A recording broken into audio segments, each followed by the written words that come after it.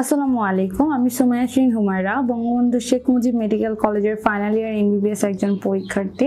Village নিউট্রিশনের আজকের স্বাস্থ্য বিষয়ক পর্বে আপনাদের সকলকে স্বাগতম। আমাদের বর্তমান জেনারেশন বা হচ্ছে যে বিভিন্ন ধরনের ডিজিজে যারা ভুগতেছেন বা অনেক দিন ধরে যারা ওবেসিটির মধ্যে দিয়ে যাচ্ছেন, তাদের সবারই কিন্তু একটি কমন কনসার্ন হচ্ছে ওজন কমানো। অর্থাৎ ওজন কমাতে আমি কি করতে পারি? অনেকে আবার দেখা যাচ্ছে যে সোশ্যাল মিডিয়াতে দেখে বা বিভিন্ন পেজের থেকে প্রভোক্ট হয়ে বিভিন্ন ধরনের প্রোডাক্টসও কিনতেছেন বা ওই প্রোডাক্টসগুলো লং টাইম ধরে গ্রহণ করতেছেন। তো একে তো দেখা যাচ্ছে যে শরীরে তেমন কোনো বেনিফিটস আসতেছে না, পাশাপাশি ওই প্রোডাক্টসের পার্শ্ব প্রতিক্রিয়া থাকার ফলে বা ওই পার্শ্ব প্রতিক্রিয়া জনিত কারণে বিভিন্ন ধরনের নতুন করে ডিজিজের সম্মুখীন হচ্ছেন। সো এই ধরনের সমস্যাগুলো থেকে পরিত্রাণ পেতে বা অ্যাকচুয়ালি আমাদের বডিতে ওজন কমানোর জন্য কি ধরনের প্যাথোফিজিওলজিক্যাল মেকানিজম চলে বা অ্যাকচুয়ালি আমরা কি করব সেই বিষয়গুলো সম্বন্ধে আমরা একটু জানবো। একজন মানুষ যদি দৈনিক 8 থেকে 12 ঘন্টা ঘুমায়, অর্থাৎ সে যদি পর্যাপ্ত পরিমাণে ঘুমাতে পারে, তাহলে ওই ঘুমের সময়টাতে কিন্তু কি হয়, আমাদের বডির যে মেটাবলিজম প্রসিডিউর চলে, ওই মেটাবলিজম প্রসিডিউরের মাধ্যমে কিন্তু দেখা যাচ্ছে যে খাবারের যে একটা ভালো পরিপাক বা পরিশোষণ সেটা কিন্তু কমপ্লিট ওয়েতে একটা ভালো ফল দেয়। অর্থাৎ আপনি যদি কোনো কারণে অনেক স্ট্রেস থাকেন বা ভালো মতো না ঘুমান, সেক্ষেত্রে কিন্তু বিভিন্ন ধরনের সাপ্লিমেন্টস নেন বা হচ্ছে খাওয়ার ক্ষেত্রে যদি রেস্ট্রিক্টেড ডায়েটও ফলো করেন, কিন্তু এই ধরনের ঘুম বা হচ্ছে যে স্ট্রেস ফ্রি লাইফ লিড না করার কারণে কিন্তু আলটিমেটলি আপনার ওজনটা সেভাবে হ্রাস পাবে না। এই যে বললাম ঘুম বা স্ট্রেস ফ্রি কন্ডিশন, এটার সাথে যে আরেকটা ব্যাপার যে রেস্ট্রিক্টেড ডায়েট কেন মেনশন করলাম, আমরা যে দিনের 3 বেলা মিল নেই, এই মিল টাইমটাই যদি আমরা দেখা যাচ্ছে যে আমাদের পেট ভরে যাচ্ছে এই ধরনের খাবার হিসেবে প্রসেসড ফুড খাই বা বিভিন্ন ধরনের প্রক্রিয়াজাত খাবার খাই বা অনেক ধরনের খাবার খেলাম যে খাবারের মধ্যে দেখা যাচ্ছে যে একটা সুষম ব্যালেন্স ডায়েট মেনটেন হচ্ছে না, অর্থাৎ আমার ওজন বা হচ্ছে আমার শারীরিক কর্মক্ষমতা এবং আমার বডির ডিমান্ড অনুযায়ী যে পরিমাণ কার্বোহাইড্রেটস, প্রোটিন বা অন্যান্য যে খাদ্য উপাদানগুলো দরকার ছিল ওগুলো ছাড়াই শুধু জাস্ট আমি আমার চোখের ক্ষুধা বা পেটের ক্ষুধা মেটানোর জন্য যে অনেক ধরনের খাবার ইনপুট করলাম। এই যে মাল্টি খাবারগুলো যে আপনি এক্সেস পরিমাণে ইনপুট করলেন, এতে কিন্তু আপনার ডাইজেস্টিভ সিস্টেমটা কিছুক্ষণের জন্য পাজলড হয়ে যায় এবং এই পাজল টাইমিং এর মধ্যেই কিন্তু দেখা যাচ্ছে যে আপনার বডিতে অতিরিক্ত পরিমাণে ফ্যাট স্টোর হওয়া শুরু করে। সো এই অতিরিক্ত ফ্যাট স্টোর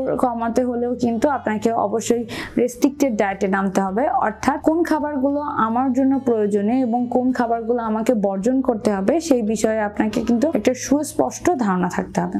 রেস্ট্রিক্টেড ডায়েটের পাশাপাশি আরো কিছু খাবার খেতে হবে যে খাবারগুলো খেলে হচ্ছে আপনি একটা লং টাইম পর্যন্ত আপনার ক্ষুধাটাকে নিবারণ করতে পারেন, অর্থাৎ এই যে ওভার ইটিং যে টেন্ডেন্সিটা ওটা আপনি আপনার আয়ত্তে নিয়ে আসতে পারেন। কোন ধরনের খাবার খেলে আমি ওভার ইটিং টেন্ডেন্সিটাকে কমাতে পারবো বা যে খাবারটা আমার শরীরের জন্য হেল্পফুল হবে প্লাস আমার ডায়েটকেও স্যাটিসফাইড করবে, এই ধরনের খাবারের মধ্যে উল্লেখযোগ্য হচ্ছে ফাইবার সমৃদ্ধ খাবার। ফাইবার সমৃদ্ধ খাবার বলতে অনেকের একটা ধারণা যে শুধু মনে হয় ডাটা বা আঁশ জাতীয় খাবারকেই আমরা ফাইবার জাতীয় খাবারের আওতায় রাখি, তা না। বিভিন্ন ধরনের কার্বোহাইড্রেট রয়েছে সেগুলো কিন্তু হাই ফাইবার যুক্ত হতে পারে, যেমন ধরেন লাল চাল, অর্থাৎ যেটাকে আমরা বর্তমান সমাজ ব্রাউন রাইস বলে চিনি বা বিভিন্ন সুপার শপে আপনি ব্রাউন রাইস কিনতে পারবেন। তো ওই ধরনের ব্রাউন রাইস রান্না করা যায় বা ওই চালগুলো কিন্তু আপনি খাবারে অ্যাড করতে পারেন। আমরা একটা কমন টেন্ডেন্সি যে হচ্ছে যে দেখতে সুন্দর হলেই বা দেখতে সুন্দর না ওই ধরনের খাবারের প্রতি আমাদের আর রুচি বোধটা একটু কম থাকে। সো আমরা ইজিলি সাদা বা পলিশড রাইস যেটা, সেই রাইসের প্রতি আমাদের ঝোঁক বেশি থাকে। প্লাস এই যে সাদা চালগুলো এগুলো কিন্তু অতিরিক্ত রিফাইনিং থাকে, যার কারণে এটা কিন্তু রান্না করতেও কম সময় লাগে। সো চোখের জন্য বলেন বা হচ্ছে যে আমাদের দৃষ্টিতে ভালো দেখার জন্য বা আমাদের সময়কে সেভ করার জন্য হলেও কিন্তু এখন আমাদের এই হোয়াইট যে রাইসটা রয়েছে এটা নেওয়ার টেন্ডেন্সিটা কিন্তু অনেক বেশি। কিন্তু আপনি যদি ফিজিক্যালি ফিট থাকতে চান এবং অবশ্যই যদি ওজন কমানোর জন্য অনেক বেশি আগ্রহী হন, সেক্ষেত্রে কিন্তু আপনাকে এই যে সাদা চালের কনসেপ্টটা থেকে বেরিয়ে আসতে হবে এবং অবশ্যই ব্রাউন রাইসে অভ্যস্ত হতে হবে। ব্রাউন রাইসের পাশাপাশি আর কি ফাইবার সমৃদ্ধ খাবার আছে, এই যে গম, বার্লি বা এই যে ডাটা, বিভিন্ন ধরনের ওটস, এগুলো কিন্তু ফাইবারের ভালো উৎস। সো এই ধরনের খাবারও যদি আপনি খান, একটা দেখা যায় যে অল্প বা নির্দিষ্ট পরিমাণে খেলেই কিন্তু অনেকক্ষণ পর্যন্ত আপনার পেটটা ভরা থাকবে এবং আপনি এই যে ওভার ইটিং যে আপনার টেন্ডেন্সি এটা থেকে কিন্তু নিজেকে রিলিভ করতে পারবেন। ফাইবারযুক্ত খাবারের পাশাপাশি আমাদের মধ্যে আরেকটা ভুল ধারণা রয়েছে, সেটা হচ্ছে যে আমরা মনে করি খাবারের আগে বা খাবারের ভিতরে পানি খেলে হয়তোবা আমাদের যে পাচক রসগুলো রয়েছে বা আমাদের পাকস্থলী নিঃসৃত যে এনজাইমগুলো রয়েছে, বা আপনি বলতে পারেন যে আপনাদের বাইল অ্যাসিড বা এই ধরনের জন্য যে ধরনের অ্যাকচুয়ালি আমাদের মেটাবলিজমের জন্য হচ্ছে যে ধরনের পাচক রস বা হচ্ছে এনজাইম প্রয়োজন, এগুলো হয়তো বা বেশি বেশি পানি খাওয়ার জন্য ডাইলিউট হয়ে যায়। এটা কিন্তু সম্পূর্ণ একটা ভ্রান্ত ধারণা।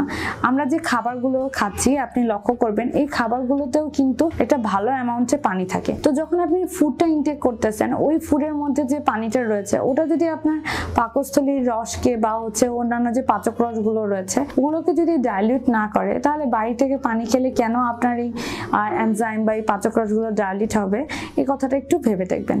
অর্থাৎ পানি খাওয়ার সাথে এই ব্যাপারগুলো অ্যাকচুয়ালি কোনো ধরনের রিলেশন নেই। এই জন্য আমরা বলে থাকি যে কেউ যদি ওজন কমানোর জন্য আগ্রহী হয় তাহলে সে যেন তার প্রত্যেক ডায়েটের আধা ঘন্টা আগে 1 থেকে 2 গ্লাস পরিমাণ পানি খায়। অর্থাৎ প্রত্যেক মিল নেওয়ার আগে যদি আপনি 1 গ্লাস বা 2 গ্লাস পানি খান, এতে কিন্তু আপনার পেটটাও ভরা থাকবে এবং খাবার ইনটেকের পরিমাণও কমবে, প্লাস খাবারের যে ডাইজেশন এটাও কিন্তু ভালো হবে। পাশাপাশি আপনি খাবারের মধ্যেও কিন্তু পানি খেতে পারেন, এটার জন্য কোনো স্পেসিফিক রেস্ট্রিকশন নেই। খাবার এবং পানি ছাড়াও আরেকটি বিষয়ে সচেতন হতে হবে, সেটা হচ্ছে ক্যালোরি ইনটেকটা কমাতে হবে। সেটা লিকুইড হতে পারে বা সলিড হতে পারে। লিকুইড ক্যালোরি বলতে কি বোঝাচ্ছি, এই যে আমরা খাবার বা মিলগুলো নিচ্ছি, মিলের ইন টাইমে বা হচ্ছে যে এর মিড টাইমে আমরা দেখা যাচ্ছে যে অনেকে চা খেতে অভ্যস্ত, বিভিন্ন সফট ড্রিঙ্কস খেতে অভ্যস্ত, বা যেহেতু অনেক গরম আছে তো গরমে আমরা চিনি, লেবুর শরবত বা বিভিন্ন ধরনের ফ্রুট জুস খেতে অভ্যস্ত। আপনি যদি একান্তই খুবই ডিটারমাইন্ড ভাবে আপনার ওজনটাকে রিডিউস করতে চান, সেক্ষেত্রে কিন্তু এই সময়টাতে আপনাকে না চাইতেও ফ্রুট জুস, তারপরে এই লিকুইড ক্যালোরি যুক্ত যে খাবারগুলো রয়েছে অর্থাৎ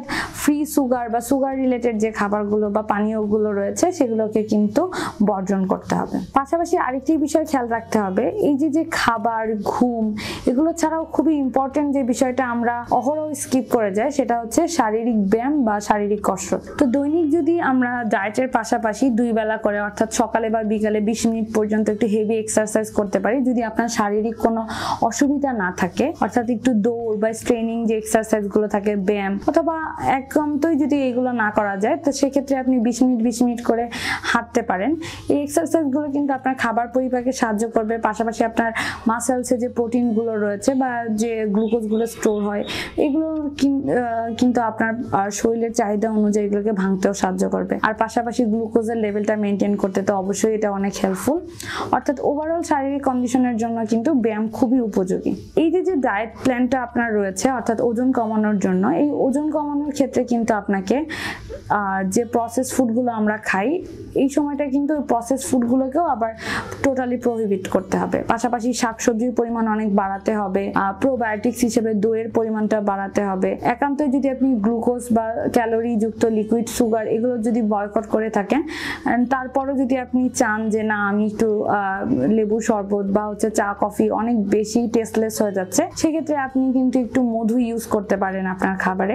এছাড়া আপনি দৈনন্দিন চেষ্টা করবেন আধা কাপ থেকে 1 কাপ বা হচ্ছে কুসুম, যদি আপনার হার্টের কোনো প্রবলেম না থাকে সেক্ষেত্রে কুসুমযুক্ত একটি ডিম খাওয়ার জন্য। এই ধরনের ডায়েটের মধ্যে থাকলে এবং যদি আপনি আপনার ক্যালোরিটাকে আপনার আয়ত্তে নিয়ে আসতে পারেন, সেক্ষেত্রে কিন্তু আপনি খুব দ্রুত ওজন হ্রাসের যে আপনার ফ্রুটফুল রেজাল্ট এটা পেতে পারেন। তবে ওজন রিডিউস করার জন্য আমি আমার ভিডিও শুরুতে যেরকম বললাম যে হচ্ছে বেশ কিছু প্রোডাক্টস আমরা ইউজ করি, সেগুলো হতে পারে টি হতে পারে, ফ্যাট কাটার হতে পারে বা ফ্যাট বার্নার নামে বা এই ধরনের কিছু সাপ্লিমেন্টস হিসেবে বা বিভিন্ন দেশের লোভনীয় প্রোডাক্ট হিসেবে যারা সেল করে, আপনি চেষ্টা করবেন এই প্রোডাক্টগুলোকে অ্যাভয়েড করার জন্য। কারণ আপনি যদি আপনার খাদ্যাভ্যাস, আপনার সেডেন্টারি লাইফস্টাইল এবং আপনার স্লিপিং প্যাটার্ন এগুলো যদি কখনোই ইমপ্রুভমেন্ট না করতে পারেন বা একটা সাইকেলে নিয়ে না আসতে পারেন, সেক্ষেত্রে কোনো ধরনের সাপ্লিমেন্টসই কিন্তু আপনার জন্য হেল্পফুল হবে না। এছাড়া আরেকটি ব্যাপারে কিন্তু আপনাকে খেয়াল রাখতে হবে, এই যে আমি আমার ওজন কমাবো, এই ওজন কমাতে যে কিন্তু আপনার বডিকে কষ্ট দেওয়া যাবে না, অর্থাৎ কোনো হার্শফুল ডায়েট প্ল্যানে নেওয়া যাবে না। শুরুতে